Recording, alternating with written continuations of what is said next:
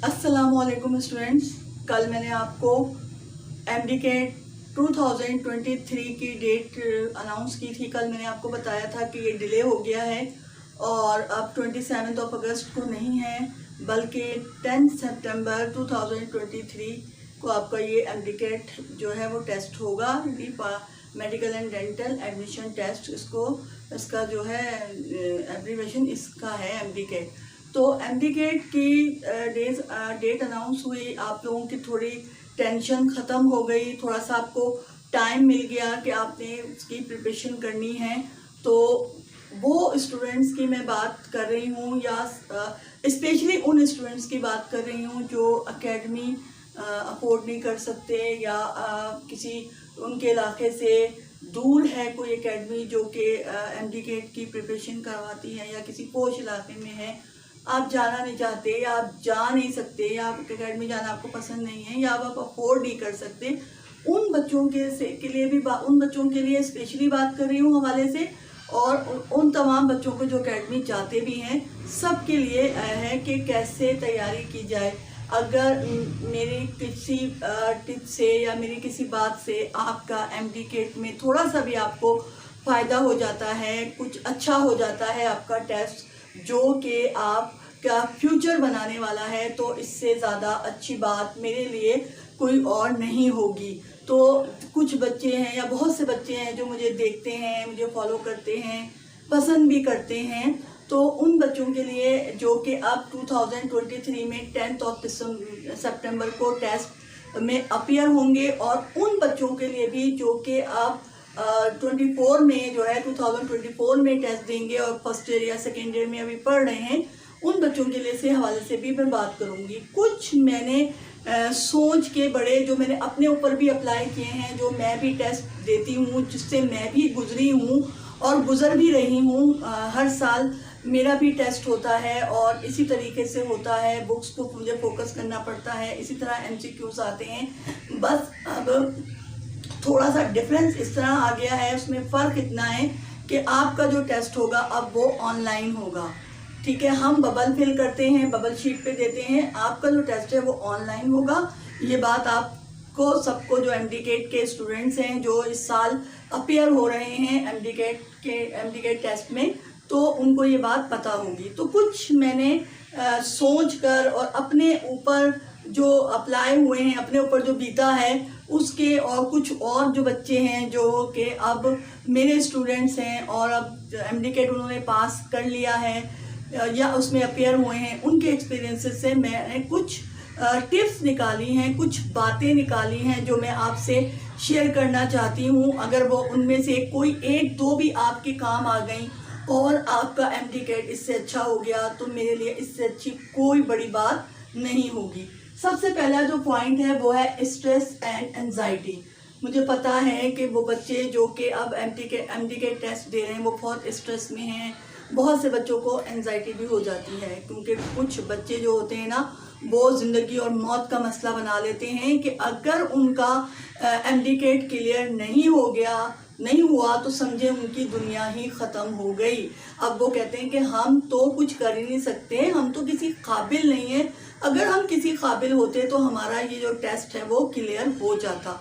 Stress में बहुत सारे बच्चे होते हैं, देखें ये इंसानी फितरत का हिस्सा है, स्ट्रेस होता है और उन लोगों को बहुत होता है जो बहुत रिस्पॉन्सिबल होते हैं। और जो ये मैं नहीं कह रही कि जो रिस्पॉन्सिबल होते हैं उनको नहीं होता, इररिस्पॉन्सिबल होते हैं उनको नहीं होता, उनको भी होता होगा, लेकिन उनको ज़्यादा होता है जो बहुत ज़्यादा रिस्पॉन्सिबल होते हैं। तो स्ट्रेस से मैं आपको समझा रही हूँ, बता रही हूँ। सबसे पहला काम तो आपने ये करना है कि आपने स्ट्रेस और एंजाइटी को अपने जहन से निकाल देना है।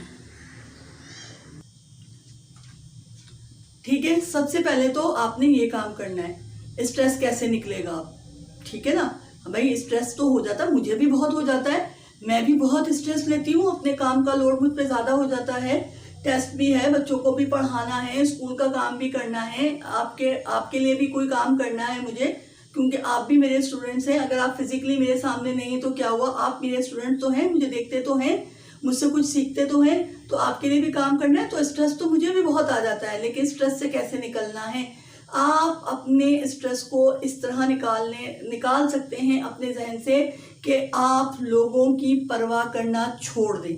आप सिर्फ अपनी परवाह करें कि ये कैसा होगा, वो मेरा दोस्त या मेरा कोई रिश्तेदार या मेरा कोई रिलेटिव पूछेगा तो मैं क्या बताऊंगा कि मैंने एमडी के टेस्ट क्लियर नहीं किया, मेरे इतने मार्क्स नहीं आए, या मैं पास हो गया लेकिन मैं अपेयर नहीं हो सका, मुझे कोई सीट नहीं मिली, तो लोग क्या सोचेंगे, मेरे बारे में क्या कहेंगे, मैं आगे क्या करूंगा, मैं कुछ नहीं कर सकता। यकीन जानिए कि अगर आपने अपना बेस्ट दिया है, आपने जान लगा के जान तोड़ मेहनत की है, आपने बहुत पढ़ा है, और उसके बाद भी आपके अगर सीट आपको नहीं मिलती है या पास नहीं होते हैं या पास हो जाते हैं फिर भी सीट नहीं मिलती, तो बिल्कुल भी स्ट्रेस में मत आइए।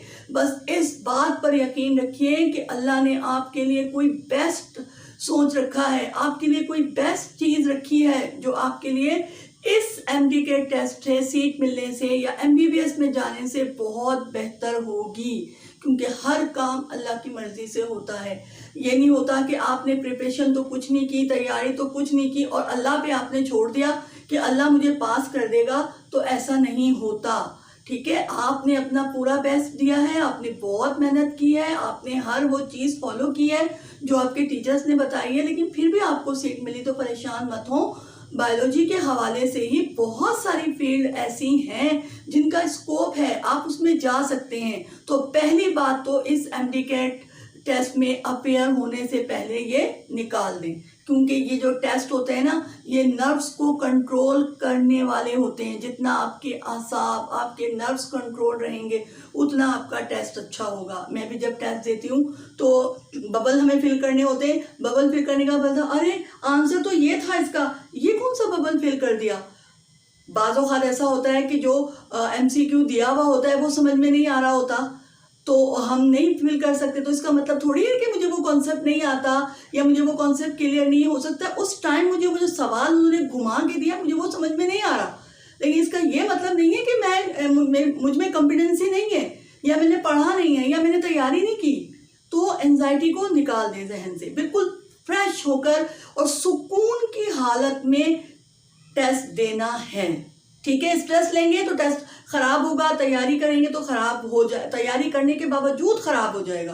तो बिल्कुल एंजाइटी को, स्ट्रेस को अपने पास से निकाल दें, उसको आने भी ना दें अपने पास। दूसरा आपका पॉइंट है सिलेबस। अब आपने क्या करना है, ये उन बच्चों के लिए है जो अपेयर होंगे, और जो अपेयर हो चुके हैं उनको तो पता ही होगा ये कि सिलेबस क्या है। आपने क्या करना है, PMDC की वेबसाइट पर जाना है। आपने इस PMDC की वेबसाइट से एमडी के टेस्ट का सिलेबस डाउनलोड कर लेना है। वहां से सिलेबस देख लेना है कि सिलेबस है क्या, और फिर आपने उसी सिलेबस के अंदर रहकर अपनी प्रिपरेशन करनी है। आप सोशल मीडिया का दौर है, उसका निकाला, अरे वो क्या कह रहा है, वो अपने एक्सपीरियंस बता रहा है, मैंने ऐसे तैयारी की, मैं 10-10 घंटे पढ़ता था, मैं 9 घंटे पढ़ता था, मैंने इस वेबसाइट से पढ़ा, मैंने उस बुक से पढ़ा, मैंने यहाँ से। दिमाग माफ हो जाएगा आपका। आप फोकस रहिए, जितना आप फोकस रहेंगे उतना आपका टेस्ट अच्छा होगा। तो आपने क्या करना है, सिलेबस को डाउनलोड कर लेना है। आपको अच्छे से पता होना चाहिए कि आपका सिलेबस क्या है और उसी क्राइटेरिया के अंदर आपने रहना है। दूसरा पॉइंट आपका ये हो गया। तीसरा पॉइंट, सिलेबस तो आपको पता चल गया, अब आपने बुक्स कौन सी लेनी है। देखिए, पहले तो आप जिस बोर्ड से भी ताल्लुक़ रखते हैं, चाहे वो सिंध बोर्ड हो, पंजाब बोर्ड हो, फेडरल बोर्ड हो, बलूचिस्तान बोर्ड हो, कोई भी बोर्ड हो, आप जिस बोर्ड से भी ताल्लुक़ रखते हैं उस बोर्ड की बुक्स आपके पास तो होनी चाहिए। ठीक है, लेकिन मैं कुछ सालों से जो एमडी के टेस्ट का पैटर्न देख रही हूँ, तो उससे मुझे ये लगता है कि ज़्यादातर फेडरल बोर्ड से जो है वो MCQs आते हैं। तो अगर आप सिंध बोर्ड के स्टूडेंट हैं तो सिंध बोर्ड की बुक तो आपको होनी चाहिए, आपके पास फेडरल भी होनी चाहिए। अगर आप पंजाब बोर्ड के स्टूडेंट हैं तो पंजाब बोर्ड की बुक तो आपके पास होनी चाहिए, उसके अलावा फेडरल भी होनी चाहिए। आप बलूचिस्तान बोर्ड के स्टूडेंट हैं तो बलूचिस्तान बोर्ड की आपके पास बुक तो होनी चाहिए, फेडरल भी होनी चाहिए। अब आपने इतनी सारी 4 बुक्स जमा कर ली। मिस, आप तो कह रही हैं फोकस रहें और अभी कह रही हैं कि हर बुक जमा कर लें, तो हम कितनी बुक्स को पढ़ेंगे। देखें, बात कॉन्सेप्ट्स की होती है। ठीक है, आपने सिलेबस में देखना है कि आपके सिलेबस के कौन कौन से टॉपिक ऐसे हैं जो आपकी अपनी बुक में मौजूद हैं, छोड़ दें उसको। अब आपने वो टॉपिक्स देखने हैं जो आपके अपने बोर्ड, चाहे आप वो सिंध बोर्ड से ताल्लुक रखते हैं, पंजाब से रखते हो, फेडरल से रखते हो, किसी भी बोर्ड से रखते हो, आप वो टॉपिक जो कि आपने सिलेबस डाउनलोड किया है, उस सिलेबस के टॉपिक आपकी अपनी बुक जो है बोर्ड की उसमें नहीं है, तो आपने वो दूसरे बोर्ड की बुक्स में से लेने हैं। कोई टॉपिक आपने ऐसा देखना है कि वो आपकी बोर्ड में भी है, आप जिस बोर्ड से भी ताल्लुक रखते हैं उस बोर्ड की बुक में है, लेकिन दूसरे बोर्ड की बुक में ज़्यादा अच्छा है, आपकी बुक से ज़्यादा अच्छा दिया हुआ है, तो आपने वो टॉपिक वहाँ से पढ़ना है। पढ़ने का तरीका क्या है, आप देखें MCQs ऐसे नहीं आते कि एक लाइन दे दी गई और एक किसी भी दे दे गया कि फ्रॉग का फाइलम क्या है या फ्रॉग का साइंटिफिक नेम क्या है, 4 ऑप्शन दे दिए, ऐसे नहीं होता। अब सवाल ये होता है कि आप ना एग्जामिनर के हवाले से सोचें, आप थोड़ी देर के लिए खुद एग्जामिनर बन जाएं कि आप अगर टेस्ट बनाते बच्चों के लिए MD के टेस्ट, तो आप क्या रखते, आप कोई आसान चीज़ तो नहीं रखते ना, आप कुछ ऐसा कोई कॉन्सेप्ट लेके कुछ ऐसा उसको घुमाते या कुछ ऐसा उसके अंदर आप जो है वो ट्रिक्स लगाते कि बच्चे को सोचने पे मजबूर करें। सीधा सीधा पेपर तो नहीं आता ना, क्योंकि कंपटीशन देखें कितना ज़्यादा हाई है, बच्चे जो है वो बढ़ते जा रहे हैं, और जो मेडिकल कॉलेजेस हैं वो इतने हमारे पास नहीं है, सीट हमारे पास उतनी नहीं है, तो जितनी हमारे पास सीट्स कम होंगी और बच्चे ज़्यादा, स्टूडेंट ज़्यादा हो जाएंगे, तो कंपटीशन बहुत ज़्यादा हाई हो जाएगा, तो पेपर भी फिर उसी तरह का आएगा ना बच्चों। तो आपने क्या करना है, खुद को एग्जामिनर बना लेना है थोड़ी देर के लिए, फिर सोचना है जब आप पढ़ने बैठे ना, जब आप बुक्स पढ़ने बैठे, तो आपने क्या करना है, खुद को सोचें कि आप कैसे बनाएंगे, कॉन्सेप्ट को जहन में रखना है। अगर आपको फाइलम है, एनिमल किंगडम पढ़ना है, बच्चों की जान जाती है जिससे, अभी मैं एक क्लास लूंगी आपकी एनिमल किंगडम के हवाले से भी, प्लांट किंगडम है या कोई और चीज़ें नहीं याद होते हैं, फाइलम याद नहीं होते, कुछ भी है, कॉन्सेप्ट है, क्रैब साइकिल कैसा है, इलेक्ट्रॉन ट्रांसपोर्ट चेन जो है वो क्या है, ग्लाइकोलाइसिस क्या होता है, अपने कॉन्सेप्ट को रखना है। अब आपकी कॉन्सेप्ट क्लियर है, डाइजेशन है, न्यूट्रिशन का चैप्टर में डाइजेशन ले लिया, डाइजेशन, ह्यूमन डाइजेशन अगर आपको कंप्लीटली यानी ओरल कैविटी से लेकर एनस तक आपने पढ़ लिया अच्छे तरीके से, ग्लैंड्स पढ़ लिए, डाइजेस्टिव ग्लैंड पढ़ लिए, आपने तमाम पढ़ लिया कि ओरल कैविटी में क्या होता है, डाइजेशन स्टमक में कैसे होती है, ड्यूडेनम में क्या होता है, रेक्टम में क्या होता है, कौन से एंजाइम हैं और कौन से किस चीज़ पे होते हैं, बाइल जूस में क्या होता है, पेनक्रियाटिक जूस में क्या होता है, मतलब डिटेल से आपने अच्छी तरह पढ़ लिया। अब उसमें से कुछ भी पूछ लिया जाए आपको, तो आपको तो सवाल आ जाएगा ना। फिर भी जब मेरा तरीका है, मैं आपको बता रही हूँ, हो सकता है ये आपका भी हो, कि आप जब पढ़ने बैठे तो कॉन्सेप्ट तो आपको क्लियर है, लेकिन आपने अपनी सिंध बोर्ड की बुक देखी, फिर फेडरल को भी फोकस, अपने बोर्ड के अलावा फेडरल को जरूर फोकस करना है आपने। तो कोई ऐसी बात जो आपको पढ़ते हुए लगे कि हाँ इसका जो ये जो कॉन्सेप्ट है ना, ये जो बात है इसका बन सकता है अच्छे तरीके से कोई MCQ, उसको अंडरलाइन कर लेना है। जब आप रिवाइज करेंगे ना, तो वो सारे जो अंडरलाइन हुए होंगे या आप उसको हाईलाइट कर लें, वो सारे हाईलाइट आपके सामने होंगे और उसको आपको रिवाइज करने में आसानी होगी। तो इतनी बात समझ में आ गई कि आपने बुक्स कौन सी लेनी है। फिर प्रैक्टिस, अब आपने प्रैक्टिस तो करनी है ना, आप एकेडमी तो जा नहीं रहे, जो लोग एकेडमी जाते हैं या जिन्होंने एकेडमी ज्वाइन की भी है, वहाँ तो उसको प्रैक्टिस कराई जाती है उनको, लेकिन आप कैसे प्रैक्टिस करेंगे, आप तो एकेडमी नहीं जाना चाहते, या आप घर में फर्स्ट ईयर सेकेंड ईयर के स्टूडेंट हैं, वो तो एकेडमी नहीं जा रहे, वो तो कॉलेज जा रहे हैं, अपना सिलेबस पढ़ रहे हैं, लेकिन साथ साथ अपना MD भी तैयार कर रहे हैं वो।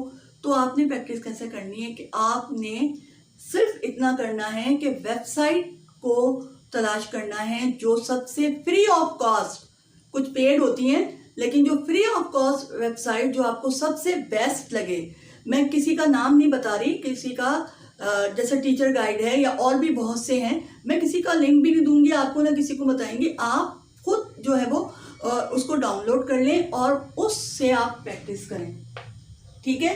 तो इस तरह आपकी प्रैक्टिस हो जाएगी। उसके बाद है पास पेपर या मॉक पेपर। पास पेपर का क्या फ़ायदा है, मॉक पेपर का क्या फ़ायदा है। मॉक पेपर्स या पास पेपर से हमें स्टाइल पता चलता है, पेपर का पैटर्न पता चलता है, किस तरह के सवालात आ रहे हैं या किस तरह के एमसीक्यूज दिए जाते हैं, उनका तरीका क्या होता है, क्या स्टाइल होता है, ऑप्शन कैसे दिए जाते हैं, बिल्कुल नियरेस्ट होते हैं कि आपको बेस्ट आंसर चूज करने में जो है मुश्किल हो कि आपने ये भी बेस्ट लग रहा है और ये भी बेस्ट लग रहा है, तो पास पेपर से आपको इस तरह बहुत ज़्यादा हेल्प मिलती है। अब पास पेपर कहाँ से आएंगे, तो पास पेपर भी आपने गूगल से डाउनलोड करने हैं, आपको मिल जाएंगे। ठीक है, पास पेपर का हो गया। उसके बाद आता है हमारा स्टडी टाइम, किस टाइम पे पढ़ा जाए। देखो, कुछ स्टूडेंट्स ऐसे होते हैं जो दिन में उनको याद नहीं होता या दिन में वो फोकस हो ही नहीं सकते, चाहे कितना भी टाइम लगा लें, वो रात को जाग कर पढ़ते हैं, पूरी पूरी रात पढ़ते हैं, 4-4 बजे सोते हैं। मेरे कुछ स्टूडेंट ऐसे जो जाग लेते हैं, भाई वो खुद कहते हैं मुझसे कि हम तो जाग लेते हैं, तो वो 4-4 बजे तक पढ़ते हैं। तो अब कुछ एक बच्चा ऐसा है जो रात को नहीं जाग सकता, जैसे मैं तो रात को बिल्कुल नहीं जाग सकती भाई।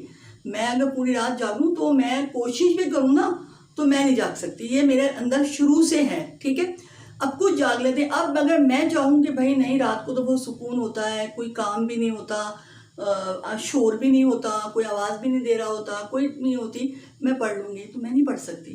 तो मुझे ये पता होना चाहिए कि मेरा स्टडी टाइम क्या है, मैं किस टाइम में बहुत अच्छे से पढ़ सकती हूँ। अगर मैं डे टाइम में अच्छे से पढ़ सकती हूँ तो मैं डे टाइम में फोकस करूँगी, मैं रात को नहीं बैठूंगी पढ़ने के लिए। लेकिन अगर किसी को रात को पढ़ना अच्छा लगता है, उसको फोकस हो जाता है वो रात को, तो वो रात को पढ़े, कोई मसला नहीं है, कोई इसमें हार्ड एंड फास्ट रूल नहीं है। उसके बाद है how much study in a day और नाइट। अगर आप नाइट में पढ़ रहे हैं तो कितना पढ़ें, आप डे में पढ़ रहे हैं तो कितना पढ़ें। देखिए, मैंने आपको कल एक बात बताई थी कि आपने इन 3 चीज़ों पे फोकस रखना है, स्लीप, नंबर 2 ईट और नंबर 3 स्टडी। ठीक है, कल मैंने आपको समझाया भी था। स्लीप का ये मतलब नहीं है कि सोते ही रहें, तो पढ़ेंगे कब बेटा। स्लीप का मतलब ये है कि सोने के टाइम आपने सोना है।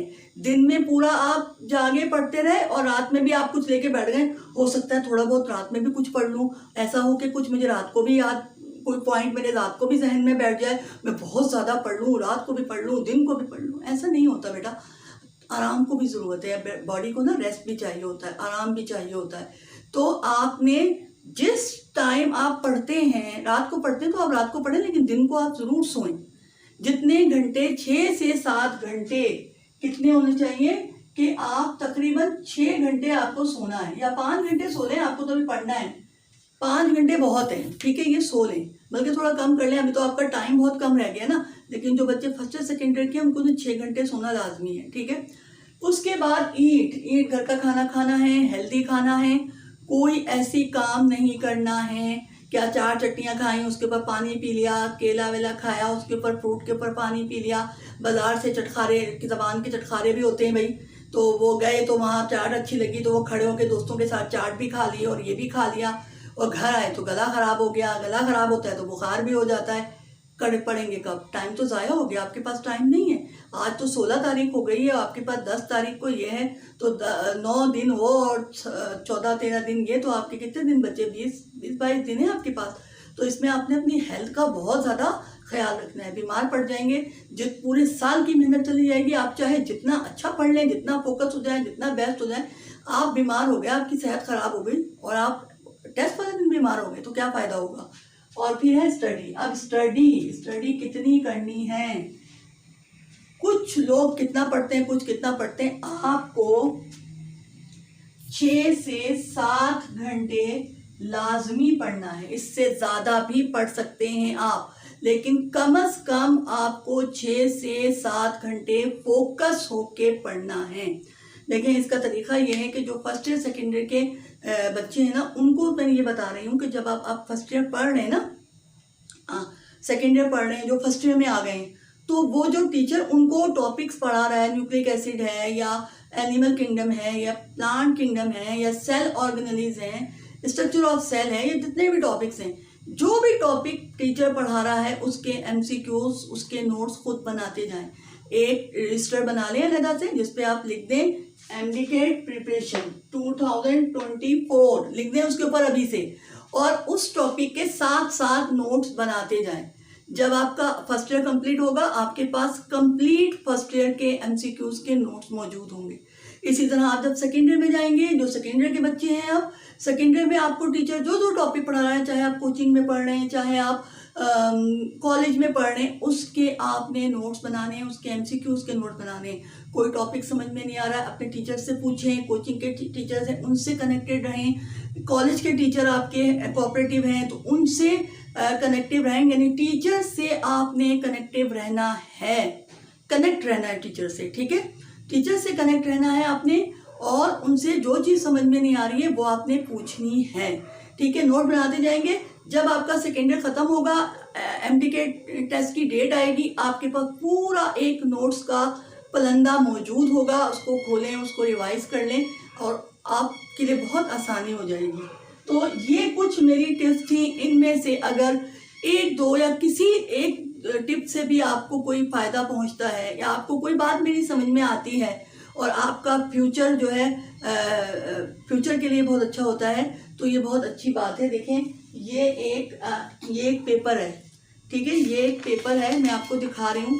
ये एक सिंपल पेपर है, ठीक है। ये एक सिंपल पेपर है, इस पे आपके एमसीक्यूज होते हैं। ये एक जस्ट पेपर नहीं है, ये आपका फ्यूचर है। ये एक पेपर जिस पे आप एमसीक्यूज देंगे, ये आप एमसीक्यूज का टेस्ट देंगे, ये एमडी का टेस्ट देंगे, ये आपका फ्यूचर है पूरा, जो इस पे डिपेंड करता है। तो इसको ऐसे नहीं छोड़ना है।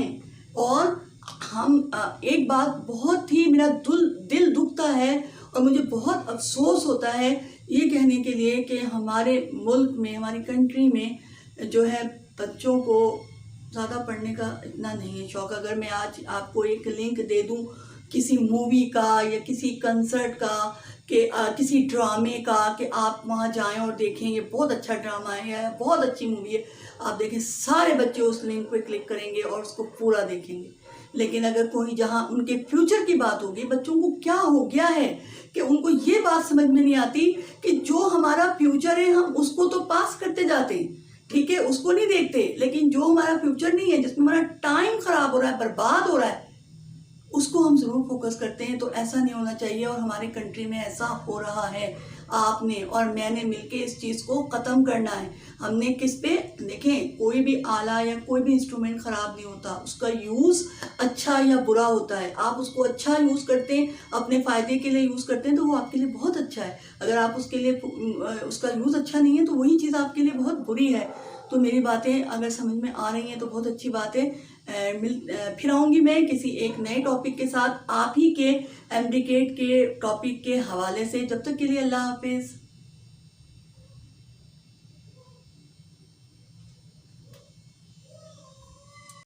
अस्सलामुअलैकुम स्टूडेंट्स, कल मैंने आपको एमडीकेट 2023 की डेट अनाउंस की थी। कल मैंने आपको बताया था कि ये डिले हो गया है और अब 27 अगस्त को नहीं है, बल्कि 10 सितंबर 2023 को आपका ये एमडीकेट जो है वो टेस्ट होगा। Medical and dental admission test, इसका जो है एब्रीवेशन इसका है एमडीकेट। तो एमडीकेट की डेट अनाउंस हुई, आप लोगों की थोड़ी टेंशन ख़त्म हो गई, थोड़ा सा आपको टाइम मिल गया कि आपने उसकी प्रिपरेशन करनी है। तो वो स्टूडेंट्स की मैं बात कर रही हूँ, या स्पेशली उन स्टूडेंट्स की बात कर रही हूँ जो एकेडमी अफोर्ड नहीं कर सकते, या किसी उनके इलाके से दूर है कोई एकेडमी जो कि एमडीकेट की प्रिपरेशन करवाती है, या किसी पोश इलाके में है, आप जाना नहीं चाहते, या आप जा नहीं सकते, या आप एकेडमी जाना आपको पसंद नहीं है, या आप अफोर्ड नहीं कर सकते, उन बच्चों के लिए भी उन बच्चों के लिए स्पेशली बात कर रही हूँ हवाले से। और उन तमाम बच्चों को जो एकेडमी चाहते भी हैं, सब के लिए है कि कैसे तैयारी की जाए। अगर मेरी किसी टिप से या मेरी किसी बात से आपका एमडीकेट में थोड़ा सा भी आपको फ़ायदा हो जाता है, कुछ अच्छा हो जाता है आपका टेस्ट जो कि आपका फ्यूचर बनाने वाला है, तो इससे ज़्यादा अच्छी बात मेरे लिए कोई और नहीं होगी। तो कुछ बच्चे हैं या बहुत से बच्चे हैं जो मुझे देखते हैं, मुझे फॉलो करते हैं, पसंद भी करते हैं, तो उन बच्चों के लिए जो कि अब 2023 में 10 सितंबर को टेस्ट में अपीयर होंगे, और उन बच्चों के लिए भी जो कि आप 24 में जो है 2024 में टेस्ट देंगे और फर्स्ट ईयर या सेकेंड ईयर में अभी पढ़ रहे हैं, उन बच्चों के लिए से हवाले से भी मैं बात करूंगी। कुछ मैंने सोच के बड़े जो मैंने अपने ऊपर भी अप्लाई किए हैं, जो मैं भी टेस्ट देती हूँ, जिससे मैं भी गुजरी हूँ और गुजर भी रही हूँ। हर साल मेरा भी टेस्ट होता है और इसी तरीके से होता है, बुक्स को मुझे फोकस करना पड़ता है, इसी तरह MCQs आते हैं। बस अब थोड़ा सा डिफरेंस इस तरह आ गया है, उसमें फ़र्क इतना है कि आपका जो टेस्ट होगा अब वो ऑनलाइन होगा। ठीक है, हम बबल फिल करते हैं, बबल शीट पे देते हैं, आपका जो टेस्ट है वो ऑनलाइन होगा। ये बात आपको सबको जो MD-CAT के स्टूडेंट्स हैं जो इस साल अपीयर हो रहे हैं MD-CAT टेस्ट में, तो उनको ये बात पता होगी। तो कुछ मैंने सोच कर और अपने ऊपर जो अप्लाई हुए हैं, अपने ऊपर जो बीता है उसके, और कुछ और जो बच्चे हैं जो कि अब मेरे स्टूडेंट्स हैं और अब MD-CAT उन्होंने पास कर लिया है या उसमें अपीयर हुए हैं, उनके एक्सपीरियंसेस से मैंने कुछ टिप्स निकाली हैं, कुछ बातें निकाली हैं जो मैं आपसे शेयर करना चाहती हूँ। अगर वो उनमें से कोई एक दो भी आपके काम आ गई और आपका MD-CAT इससे अच्छा हो गया, तो मेरे लिए इससे अच्छी कोई बड़ी बात नहीं होगी।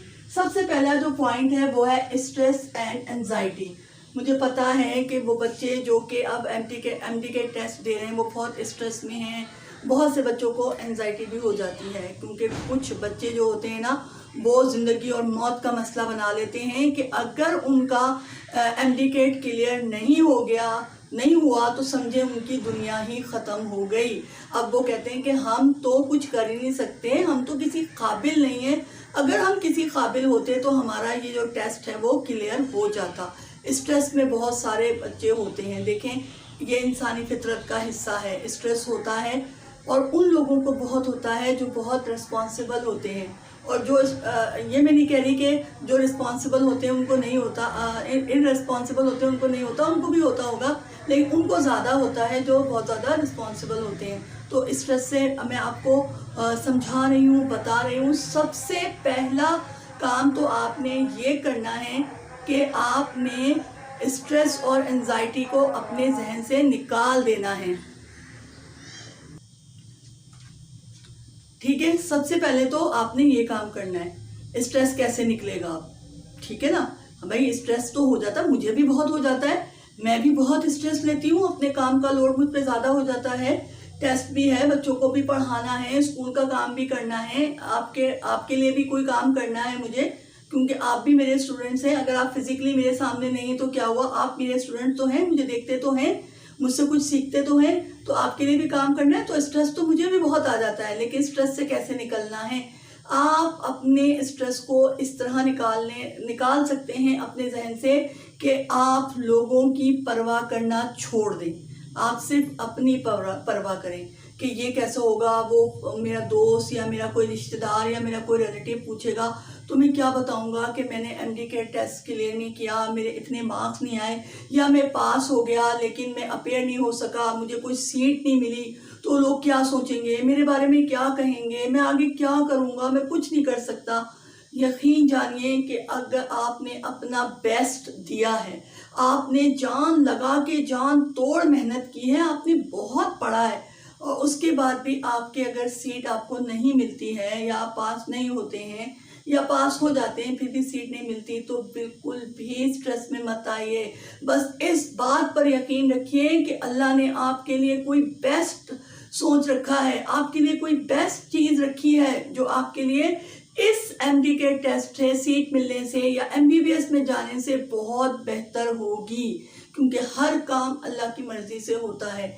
ये नहीं होता कि आपने प्रिपरेशन तो कुछ नहीं की, तैयारी तो कुछ नहीं की और अल्लाह पे आपने छोड़ दिया कि अल्लाह मुझे पास कर देगा, तो ऐसा नहीं होता।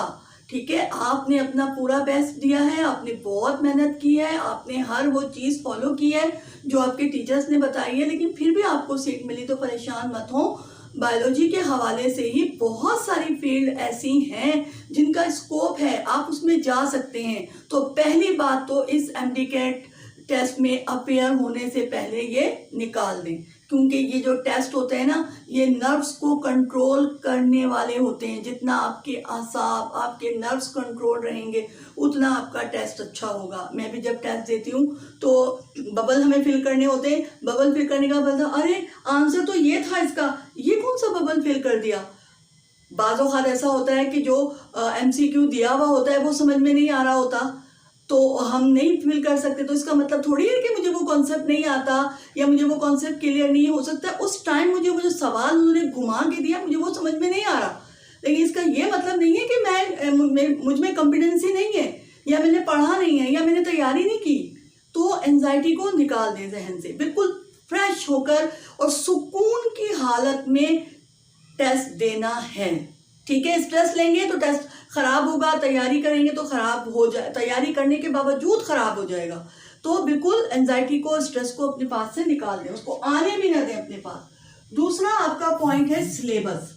अब आपने क्या करना है, ये उन बच्चों के लिए है जो अपेयर होंगे, और जो अपेयर हो चुके हैं उनको तो पता ही होगा ये कि सिलेबस क्या है। आपने क्या करना है, PMDC की वेबसाइट पर जाना है।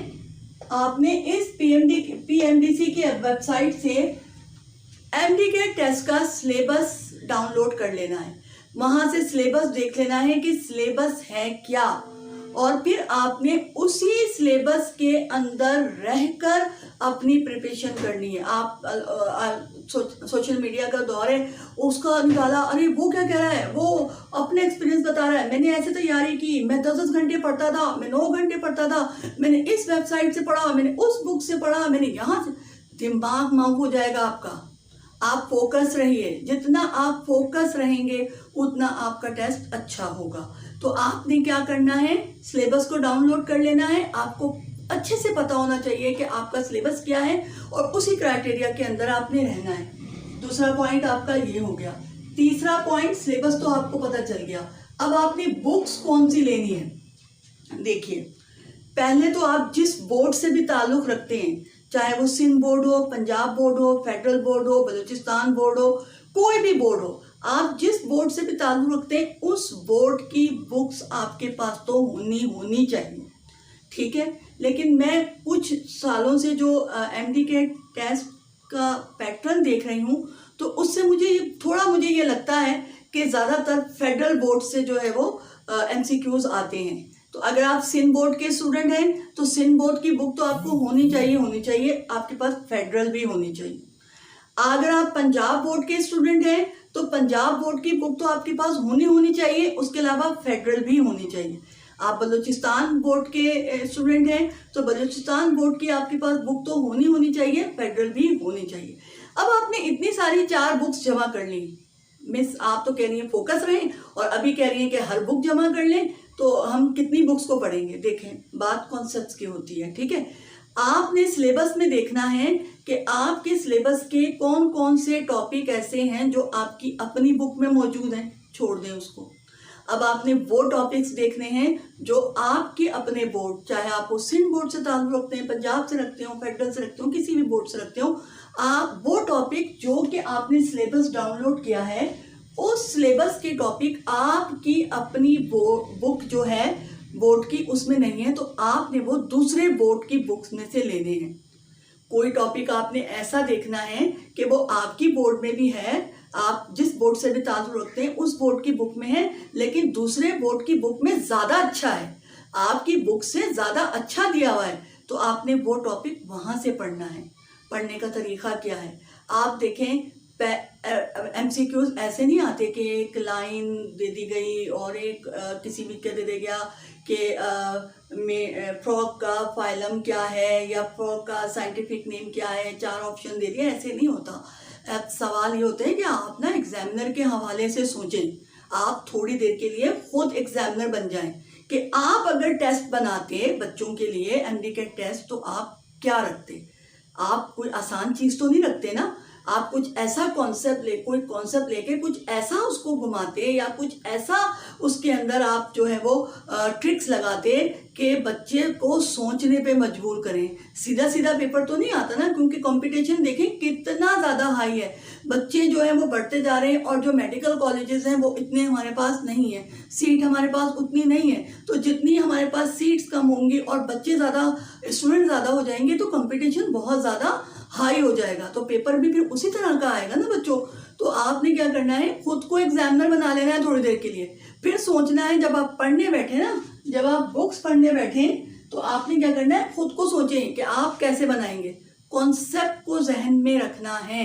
अगर आपको फाइलम है, एनिमल किंगडम पढ़ना है, बच्चों की जान जाती है जिससे, अभी मैं एक क्लास लूंगी आपकी एनिमल किंगडम के हवाले से भी।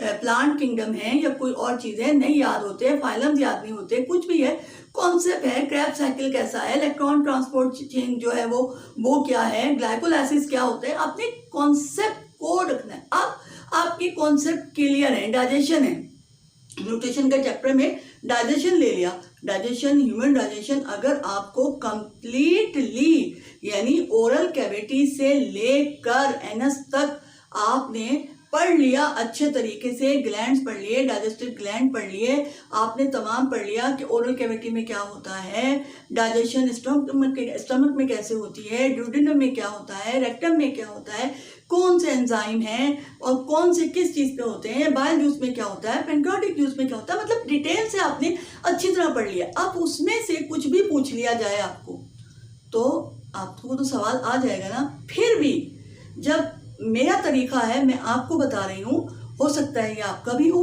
कि आप जब पढ़ने बैठें तो कॉन्सेप्ट तो आपको क्लियर है, लेकिन आपने अपनी सिनबोर्ड की बुक देखी, फिर फेडरल को भी फोकस, अपने बोर्ड के अलावा फेडरल को जरूर फोकस करना है आपने। तो कोई ऐसी बात जो आपको पढ़ते हुए लगे कि हाँ इसका जो ये जो कॉन्सेप्ट है ना, ये जो बात है इसका बन सकता है अच्छे तरीके से कोई एमसीक्यू, उसको अंडरलाइन कर लेना है। जब आप रिवाइज करेंगे ना तो वो सारे जो अंडरलाइन हुए होंगे या आप उसको हाईलाइट कर लें, वो सारे हाईलाइट आपके सामने होंगे और उसको आपको रिवाइज करने में आसानी होगी। तो इतनी बात समझ में आ गई कि आपने बुक्स कौन सी लेनी है। फिर प्रैक्टिस, अब आपने प्रैक्टिस तो करनी है ना, आप एकेडमी तो जा नहीं रहे। जो लोग एकेडमी जाते हैं या जिन्होंने एकेडमी ज्वाइन की भी है, वहाँ तो उसको प्रैक्टिस कराई जाती है उनको, लेकिन आप कैसे प्रैक्टिस करेंगे? आप तो एकेडमी नहीं जाना चाहते, या आप घर में फर्स्ट ईयर सेकेंड ईयर के स्टूडेंट हैं, वो तो एकेडमी नहीं जा रहे, वो तो कॉलेज जा रहे हैं, अपना सिलेबस पढ़ रहे हैं, लेकिन साथ साथ अपना एमडीकेट भी तैयार कर रहे हैं वो। तो आपने प्रैक्टिस कैसे करनी है कि आपने सिर्फ इतना करना है कि वेबसाइट को तलाश करना है जो सबसे फ्री ऑफ कॉस्ट, कुछ पेड होती हैं लेकिन जो फ्री ऑफ कॉस्ट वेबसाइट जो आपको सबसे बेस्ट लगे, मैं किसी का नाम नहीं बता रही, किसी का जैसे टीचर गाइड है या और भी बहुत से हैं, मैं किसी का लिंक भी नहीं दूंगी आपको, ना किसी को बताएंगे, आप खुद जो है वो उसको डाउनलोड कर लें और उससे आप प्रैक्टिस करें, ठीक है। तो इस तरह आपकी प्रैक्टिस हो जाएगी। उसके बाद है पास पेपर या मॉक पेपर। पास पेपर का क्या फायदा है, मॉक पेपर का क्या फायदा है? मॉक पेपर्स या पास पेपर से हमें स्टाइल पता चलता है, पेपर का पैटर्न पता चलता है, किस तरह के सवालात आ रहे हैं या किस तरह के एमसीक्यूज दिए जाते हैं, उनका तरीका क्या होता है, क्या स्टाइल होता है, ऑप्शन कैसे दिए जाते हैं, बिल्कुल नियरेस्ट होते हैं कि आपको बेस्ट आंसर चूज करने में जो है मुश्किल हो कि आपने ये भी बेस्ट लग रहा है और ये भी बेस्ट लग रहा है। तो पास पेपर से आपको इस तरह बहुत ज़्यादा हेल्प मिलती है। अब पास पेपर कहाँ से आएंगे? तो पास पेपर भी आपने गूगल से डाउनलोड करने हैं, आपको मिल जाएंगे, ठीक है। पास पेपर का हो गया। उसके बाद आता है हमारा स्टडी टाइम, किस टाइम पे पढ़ा जाए। देखो कुछ स्टूडेंट्स ऐसे होते हैं जो दिन में उनको याद नहीं होता या दिन में वो फोकस हो ही नहीं सकते, चाहे कितना भी टाइम लगा लें, वो रात को जाग कर पढ़ते हैं, पूरी पूरी रात पढ़ते हैं, 4-4 बजे सोते हैं। मेरे कुछ स्टूडेंट ऐसे जो जाग लेते हैं, भाई वो खुद कहते हैं मुझसे कि हम तो जाग लेते हैं, तो वो 4-4 बजे तक पढ़ते हैं। तो अब कुछ एक बच्चा ऐसा है जो रात को नहीं जाग सकता, जैसे मैं तो रात को बिल्कुल नहीं जाग सकती भाई। मैं अगर पूरी रात जागूं तो मैं कोशिश भी करूँ ना तो मैं नहीं जाग सकती, ये मेरे अंदर शुरू से है, ठीक है। अब कुछ जाग लेते हैं। अब अगर मैं चाहूँ कि भाई नहीं, रात को तो बहुत सुकून होता है, कोई काम भी नहीं होता, शोर भी नहीं होता, कोई आवाज़ भी नहीं दे रहा होता, कोई नहीं होती, मैं पढ़ लूँगी। तो मैं नहीं पढ़ सकती। तो मुझे ये पता होना चाहिए कि मेरा स्टडी टाइम क्या है, मैं किस टाइम में बहुत अच्छे से पढ़ सकती हूँ। अगर मैं डे टाइम में अच्छे से पढ़ सकती हूँ तो मैं डे टाइम में फोकस करूँगी, मैं रात को नहीं बैठूंगी पढ़ने के लिए। लेकिन अगर किसी को रात को पढ़ना अच्छा लगता है, उसको फोकस हो जाता है वो रात को, तो वो रात को पढ़े, कोई मसला नहीं है, कोई इसमें हार्ड एंड फास्ट रूल नहीं है। उसके बाद है how much study in a day और नाइट। अगर आप नाइट में पढ़ रहे हैं तो कितना पढ़ें, आप डे में पढ़ रहे हैं तो कितना पढ़ें। देखिए, मैंने आपको कल एक बात बताई थी कि आपने इन 3 चीज़ों पे फोकस रखना है। स्लीप, नंबर 2 ईट, और नंबर 3 स्टडी। ठीक है, कल मैंने आपको समझाया भी था। स्लीप का ये मतलब नहीं है कि सोते ही रहें, तो पढ़ेंगे कब बेटा। स्लीप का मतलब ये है कि सोने के टाइम आपने सोना है। दिन में पूरा आप जागे पढ़ते रहे और रात में भी आप कुछ लेके बैठ गए। हो सकता है थोड़ा बहुत रात में भी कुछ पढ़ लूँ, ऐसा हो कि कुछ मुझे रात को भी याद, कोई पॉइंट मेरे रात को भी जहन में बैठ जाए, मैं बहुत ज़्यादा पढ़ लूँ, रात को भी पढ़ लूँ, दिन को भी पढ़ लूँ। ऐसा नहीं होता बेटा, आराम को भी ज़रूरत है, बॉडी को ना रेस्ट भी चाहिए होता है, आराम भी चाहिए होता है। तो आपने जिस टाइम आप पढ़ते हैं, रात को पढ़ते हैं तो आप रात को पढ़ें, लेकिन दिन को आप ज़रूर सोएं। जितने घंटे, 6 से 7 घंटे कितने होने चाहिए कि आप तकरीबन 6 घंटे आपको सोना है, या 5 घंटे सो लें, आपको तो अभी पढ़ना है, 5 घंटे बहुत है, ठीक है, ये सो लें, बल्कि थोड़ा कम कर लें, अभी तो आपका टाइम बहुत कम रह गया ना। लेकिन जो बच्चे फर्स्ट या सेकेंड ईयर के, उनको तो 6 घंटे सोना लाजमी है, ठीक है। उसके बाद ईट घर का खाना खाना है, हेल्दी खाना है, कोई ऐसी काम नहीं करना है क्या 4 चटनियाँ खाई, उसके ऊपर पानी पी लिया, केला वेला खाया, उसके ऊपर फ्रूट के ऊपर पानी पी लिया, बाजार से चटखारे की ज़बान के चटखारे भी होते हैं भाई, तो वो गए तो वहाँ चाट अच्छी लगी तो वो खड़े होकर दोस्तों के साथ चाट भी खा ली और ये भी खा लिया, और घर आए तो गला ख़राब हो गया, गला ख़राब होता है तो बुखार भी हो जाता है। पढ़ेंगे कब, टाइम तो ज़ाया हो गया, आपके पास टाइम नहीं है। आज तो 16 तारीख हो गई है, आपके पास 10 तारीख को ये है, तो 9 दिन वो और 14-13 दिन ये, तो आपके कितने दिन बचे, 20-22 दिन है आपके पास। तो इसमें आपने अपनी हेल्थ का बहुत ज़्यादा ख्याल रखना है, बीमार पड़ जाएंगे, पूरे साल की मेहनत चली जाएगी। आप चाहे जितना अच्छा पढ़ लें, जितना फोकस हो जाए, जितना बेस्ट हो जाए, आप बीमार हो गए, आपकी सेहत ख़राब हो गई और आप टेस्ट वाले दिन बीमार हो गए, तो क्या फ़ायदा होगा। और फिर है स्टडी। अब स्टडी कितनी करनी है, कुछ लोग कितना पढ़ते हैं, कुछ कितना पढ़ते हैं। आपको 6 से 7 घंटे लाजमी पढ़ना है, इससे ज़्यादा भी पढ़ सकते हैं आप, लेकिन कम से कम आपको 6 से 7 घंटे फोकस होके पढ़ना है। देखें,